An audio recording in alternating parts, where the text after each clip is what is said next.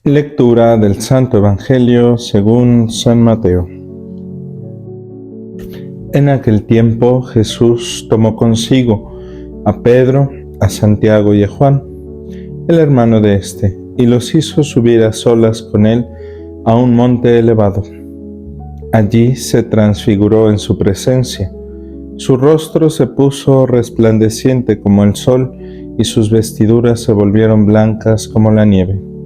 De pronto aparecieron ante ellos Moisés y Elías, conversando con Jesús. Entonces Pedro le dijo a Jesús: Señor, qué bueno sería quedarnos aquí.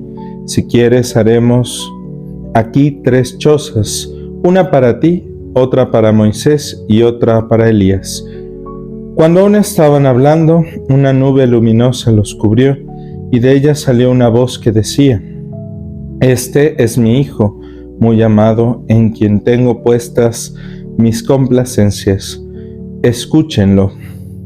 Al oír esto, los discípulos cayeron rostro en tierra, llenos de un gran temor. Jesús se acercó a ellos, los tocó y les dijo: Levántense y no teman. Alzando entonces los ojos, ya no vieron a nadie más que a Jesús. Mientras bajaban del monte, Jesús les ordenó: No le cuenten a nadie lo que han visto hasta que el Hijo del Hombre haya resucitado de entre los muertos. Palabra del Señor.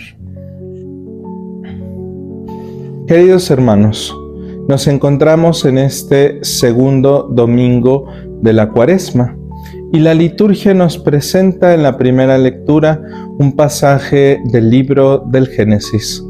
Sabemos que este texto de la Sagrada Escritura y el primero del Antiguo Testamento nos presenta 2 momentos de los orígenes.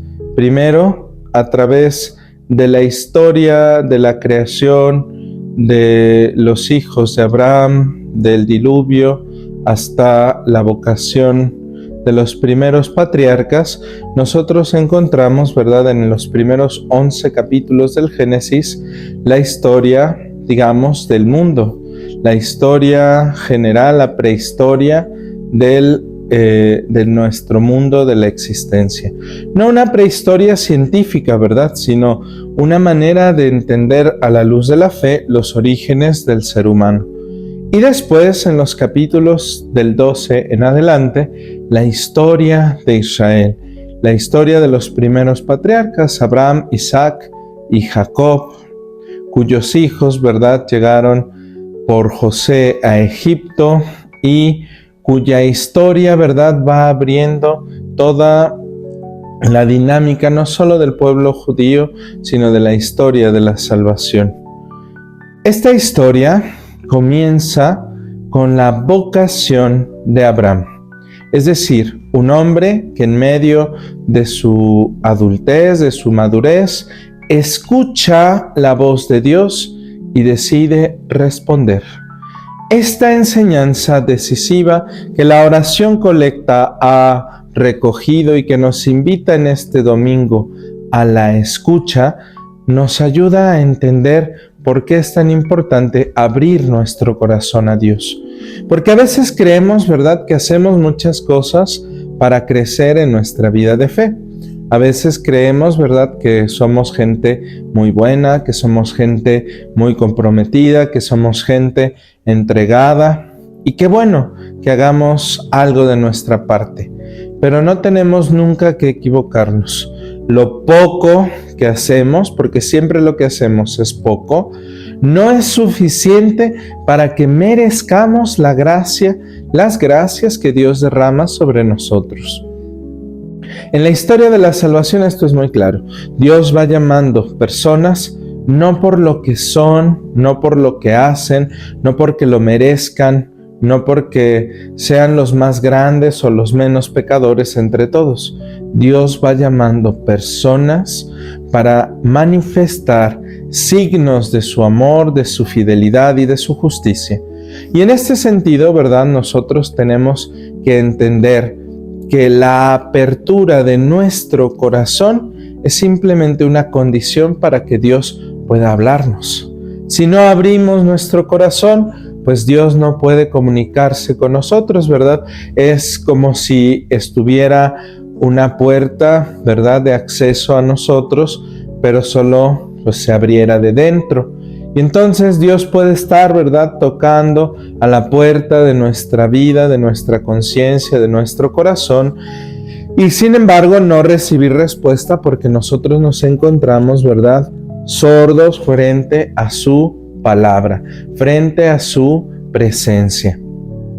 Ciegos y sordos, como muchos de los endemoniados de los evangelios, no somos capaces de encontrar en nuestra vida signos de comunión y de salvación, a no ser que abramos la puerta y dejemos que Jesús entre. Esa entrada de Jesús es lo que a lo largo de sus años de ministerio va haciendo, y es por lo que los seguidores y discípulos de Jesús van descubriendo cuál es el sentido de su vida. En el texto del Evangelio que hemos escuchado, nosotros encontramos el pasaje de la transfiguración. Nos encontramos en una subida, ¿verdad?, al monte, y eso es un reflejo de la actitud de la escucha. Subir al monte implica disponerse para el encuentro con Dios. Es como si en nuestra casa, ¿verdad?, apagamos la tele, apagamos celular, computadora, dejamos, ¿verdad?, ya todo en orden, arreglado, y nos disponemos a la oración. Y esta disposición a la oración implica, ¿verdad?, que acallemos un poquito todo el ruido que tenemos afuera, todas las preocupaciones, todas las cosas, y nos dispongamos a encontrarnos con Dios. Es salir un poco de nosotros para encontrarnos con Él. Pero esta es la actitud de la escucha. La escucha requiere que salgamos un poco de nosotros para encontrarnos con Él. Para encontrarnos con Jesús tenemos entonces que salir de nuestras comodidades. La escucha exige una salida de lo cómodo. No podemos estar cómodos siempre. Tenemos que esforzarnos, poner aunque sea un poquito, ¿verdad?, de nuestra parte para que nos encontremos con Dios. Esa es la primera idea. Y entonces la subida al monte, ¿verdad?, implica esta disposición a la escucha. ¿Qué es lo que dice Dios? Bueno, lo primero es que Dios se nos revela, ¿verdad?, a través del Antiguo Testamento, en la historia que comienza con Abraham, a través de la ley y de los profetas. La ley y los profetas son los grandes pilares, ¿verdad?, del Antiguo Testamento, y nos ayudan a entender la ley, que nuestra vida no es solo nuestra, sino que es una vida de relación y de comunión, y que si cumplimos la voluntad de Dios, estaremos bien. Y los profetas nos ayudan a entender la ley no solo como un mero cumplimiento, sino como una relación de justicia, de bendición, de paz. Bueno, pues estas dos grandes instituciones del Antiguo Testamento, que son como Dios nos ha hablado, apuntan hacia Jesús, reconocen a Jesús como el cumplimiento de todo lo que Dios quiere y ha prometido para nosotros. Por eso, ¿verdad?, la conversación de Moisés y de Elías con Jesús ratifica su vocación, su ministerio, su persona. Y no solo eso, sino que a través de la confirmación de Dios mismo, del plan de salvación que ha querido llevar a cabo por medio de Jesucristo, entonces vemos cómo la acción de Dios es una acción, ¿verdad?, trinitaria siempre. Vemos allí al Padre presente a través de la voz, al Hijo presente, ¿verdad?, a través de Jesucristo, su humanidad, su persona, su divinidad allí atravesada, ¿verdad?, por la entrega generosa de su vida para nuestra salvación. Y el Espíritu ratifica a través de su manifestación en la nube. Bien, dos cosas sobre la transfiguración. Primero, que los discípulos que han sido llevados allí a mirar la gloria de Dios, la victoria de Cristo sobre el pecado y sobre la muerte, serán los que lo acompañarán en el momento de la prueba en el Getsemaní. Es decir, serán aquellos que estarán primero contemplando como una anticipación de la gloria para saber que no será derrotado Jesucristo. Luego verán la crudeza, ¿verdad?, de la salvación contra las fuerzas de la violencia y del pecado, y finalmente serán también testigos de la resurrección. Por eso, en el pasaje de la transfiguración nosotros podemos ver la gloria de Dios que se nos manifiesta, que se nos anuncia como un signo de aliento y de paz en medio de las dificultades de nuestra vida. Y también en donde todo desaparece ante la gloria de Jesús. No permanecen, ¿verdad?, ni Elías, ni Moisés, ni las chozas.